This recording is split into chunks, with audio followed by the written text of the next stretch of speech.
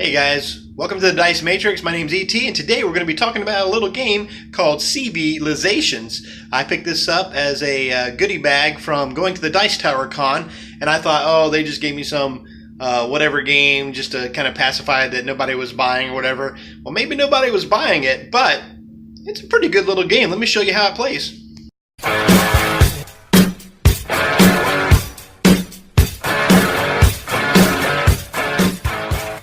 Okay, quickly here, I'm just going to show you what's in the box as we're setting it up, because it is actually that small, simple, and easy that you don't have to worry about a whole lot of stuff. They give you more room than you need. This box is actually unnecessary, but they give you a rule book that's really short and sweet. Not much to it. Set that to the side. You got your game board here, where you put all your stuff. La la la la la.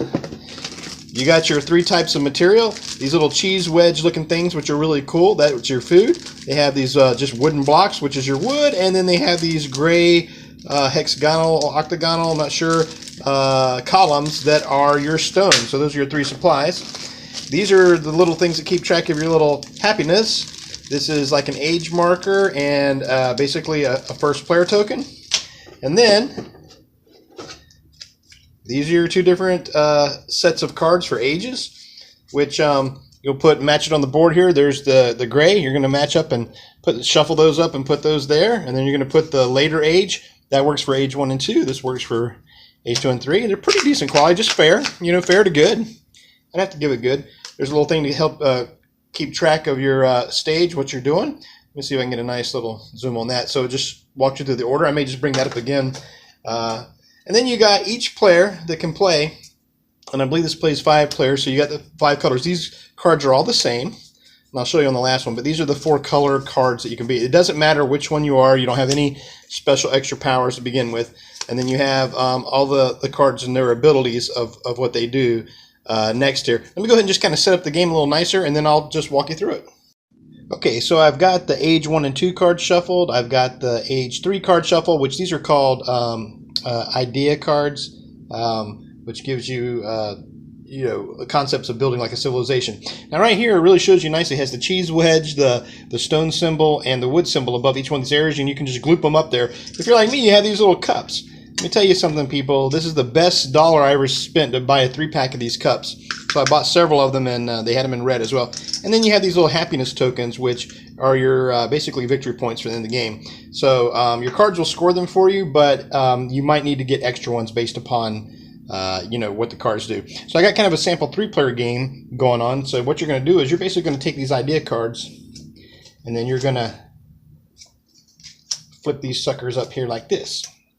Okay, and they are color coded, so they have different. I wonder if I can get down a little bit closer here, give you guys a little better view of what's going on. Okay, so they have different ideas on them. Like there's canine domestication, bazaar, cellar, pickaxe, and they do different things. And the top left shows basically what house they're from or whatever. So like this is called a pickaxe would be an invention. That's the invention symbol. This is the building symbol, a little house. It also has it. This one here is a tool symbol. Let me see. Oh no, that's the tool symbol. Sorry, the ones with the gear is the tool symbol, and this is the invention symbol. And there's one more, the green ones. Let me just take a look real quick here. Have the little yin yang symbol, and that stands for ideology.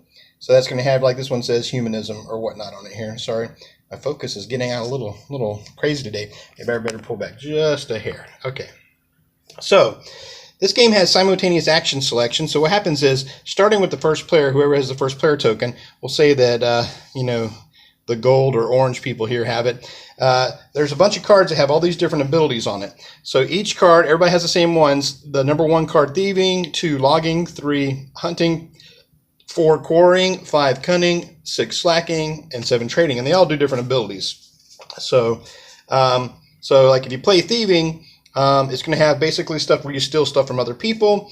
Trading will have you change one of your resources into other resource types. Quarrying basically gets you stone. Logging gets you wood.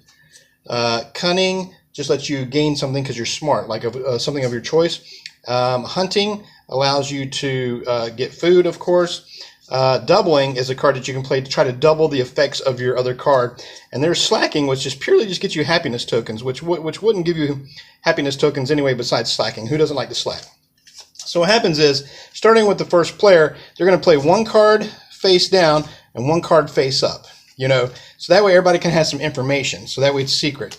So everybody's going to kind of do this: one card face down, one card face up, and then we're going to look.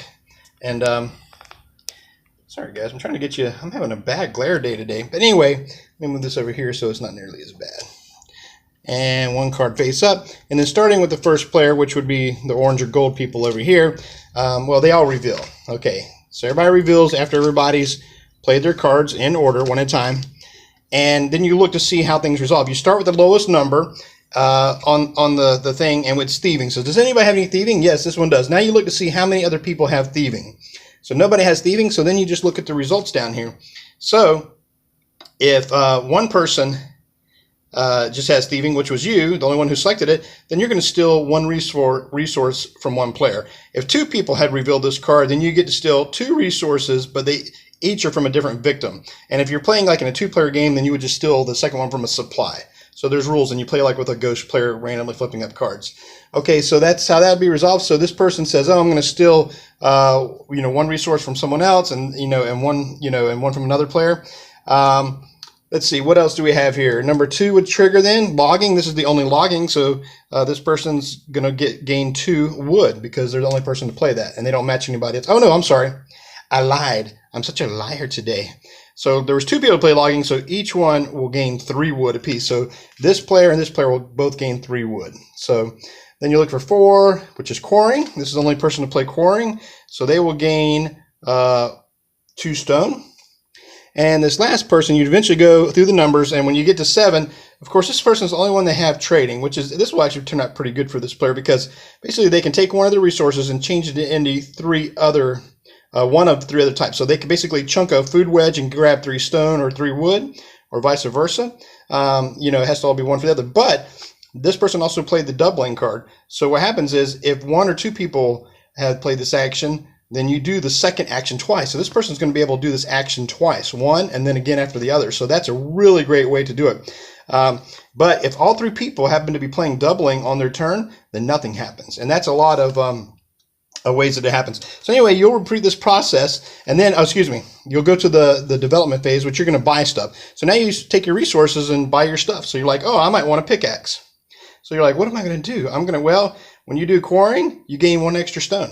So, that's pretty good. Seller, this is one of my favorite little cards here. It says at the end of the game, you can change up to 3 food into 1 happiness, which is victory points. So it lets you know that this card is worth a happiness already, plus however many you may change it for at the end of the game. And a bunch of cards do different things. It says before you buying an idea card, you can change 1 resource into any other resource. So that's an ability that you can have. This domestication cost. Here's the cost of them, by the way, if I hadn't said that. 2 food and 2 stone. So canine domestication, once per turn, when you play a 2 action selection, you can change 1 wood into a happiness, which is pretty nice. As a card is bought, let's say the first player buys this, well, then this comes out. If the other player can buy a card, they might buy the pickaxe. And that's that player. And then the third player, of course, you start with the first player who buys. And then you have more cards. So what you do is, now that everybody's bought and everything's filled back up, you move on to the next thing. So you're still in age 1, and everybody will play 2 more cards, 1 face up, 1 face down. You have to pass the first player token to this guy. So they'll play theirs face up, face down, face up, face down, then face up, face down. And then everybody will reveal, and then you'll just resolve, and then you'll buy again. So anyway, you do that 3 times until you have only 2 cards left over. When everybody only has 2 cards left over in their hand, that age ends. And then you move to the second age. And then you bring all the cards back to your hand. You repeat the process again. And when you get down to 2 cards, you'll go down to the third age. But the third age, you remove all the idea cards. You keep all the cards that you bought in front of you, but on the track, and then you put out these civilization cards. Now, these are usually the big dogs when it comes to scoring or doing cool things right here. So you're going to do this through 3 ages, 3 rounds as well. So you'll have, like for this one, if you pay 5 wood, this is worth 4 happiness because you're a sellout. Postmodernism is also worth 3 happiness, and it costs 2 wood, 3 stone. Let me see if I can find one. Okay, here's one. Cinematography. Cinematography says, for the high price it is, at the end of the game, gain 1 happiness for every 2 idea cards that you have. So that's pretty amazing. So once you've played that through, down 3 rounds, which basically takes you down to your last 2 cards again, you add up all the bonuses that you get, all the conversion, all the little things that you may have gained through the game here, the happiness tokens, and whoever has the most wins the game. So as you guys know, I'm famous for my rambling reviews and double talk, so I appreciate you listening to me, especially with my voice, who knows. But anyway, this CVlizations, I've played it a couple of times already, and I like it. I don't know like what number rating I'd give it, but it's a pass. It's enjoyable. Like, I wouldn't want to play it back to back to back or something like that, but if you need a great light game that has just a little length, not much, but kind of a filler game between, like, you know, hey, I'm going to play my Blood Rage and, you know, Scythe after that. Well, man, you can stick this in the middle, and it's pretty sweet. It changes up everything. I like it a lot. I don't know if they're going to make expansions for it, but I highly recommend CVlizations. Yeah, man, keep watching the Dice Matrix and keep the dice rolling.